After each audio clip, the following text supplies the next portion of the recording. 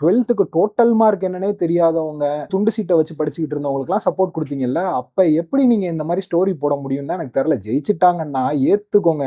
காலையில இருந்து பல ஸ்டோரீஸ் எப்படி அதுவும் அப்படின்னா, தமிழ்நாட்டு மக்கள் வந்து சோசியல் மீடியா இன்ஃப்ளூயன்ஸ்ல ஒரு தப்பான பார்ட்டி, இல்லிட்ரேட் பார்ட்டிய வந்து ஜெயிக்க வச்சுட்டாங்க.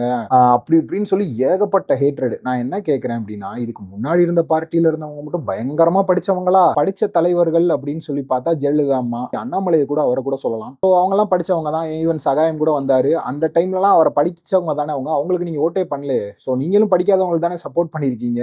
இப்ப மட்டும் என்னன்னு தெரியல. திடீர் குமுறல், எதுக்கு திடீர் கதறல்னு எனக்கு தெரியல.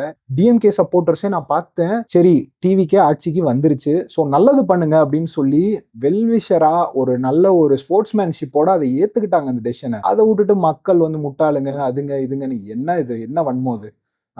முடிவுன்றதை ஏத்துக்கங்க. மக்கள் தீர்ப்பே மகேசன் தீர்ப்பு. எப்படியோ ஒரு வழியா வந்து வந்தாச்சு. அடுத்து அவர் வந்தவரை என்ன மாதிரி விஷயங்கள் அவர் இனிஷியேட்டிவ்ஸ் எல்லாம் எடுத்துட்டு வரலாம் அப்படி இப்படின்னு சொல்லி நீங்க வந்து முடிஞ்ச அளவுக்கு பகிரலாம். அதை விட்டு புட்டு இப்படி உட்காந்து வன்மத்தை கக்கிக்கிட்டு உட்கார்றது நல்லதே கிடையாது.